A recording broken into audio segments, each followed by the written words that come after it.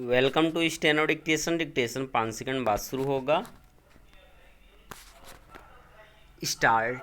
लाल किले की प्राचीर से लगातार 13वीं बार राष्ट्रीय ध्वज फहराने के बाद प्रधानमंत्री मोदी ने जो कुछ कहा और जिन नए कार्यक्रमों की घोषणा की, उनसे देश को विकसित बनाने की उनकी प्रतिबद्धता ही प्रकट होती है।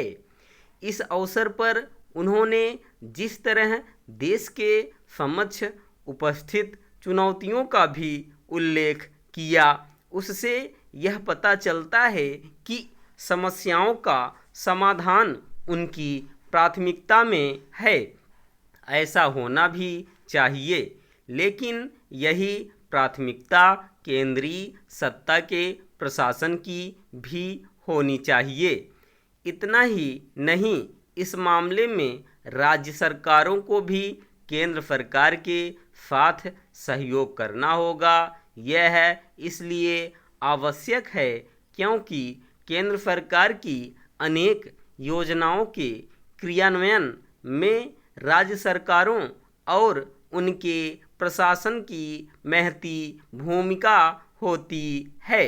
देश को विकसित बनाने का लक्ष्य तब पूरा होगा जब केंद्र और राज्य एक टीम की तरह काम करेंगे।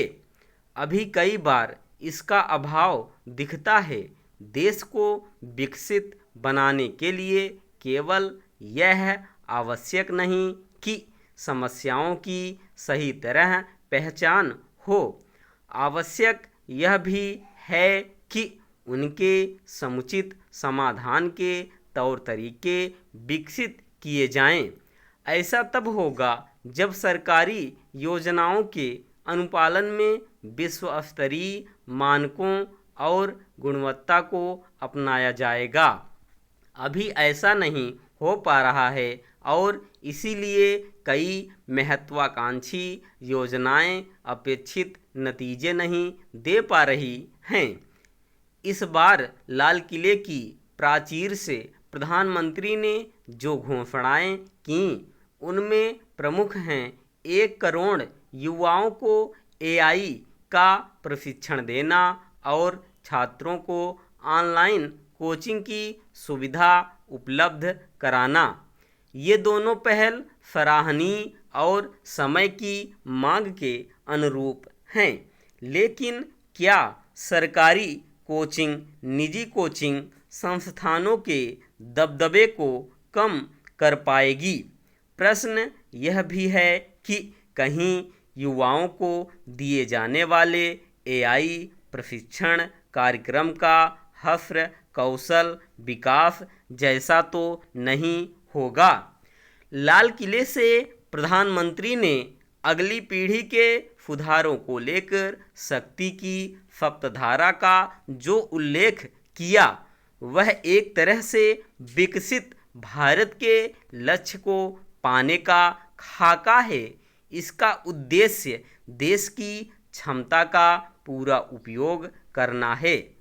सप्तधारा की पहली शक्ति मैन्युफैक्चरिंग क्षमता, दूसरी शक्ति कृषि एवं खाद्य उत्पादन, तीसरी शक्ति प्रौद्योगिकी एवं नवाचार और चौथी शक्ति गति शक्ति है।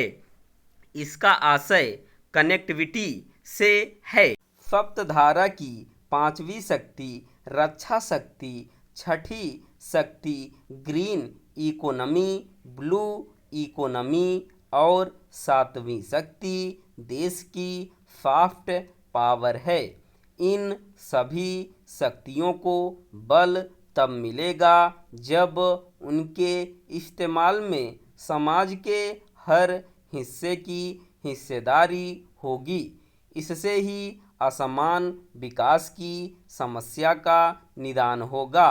अच्छा होगा कि इन शक्तियों का उपयोग नैतिक बल के साथ किया जाना सुनिश्चित किया जाए। स्टॉप।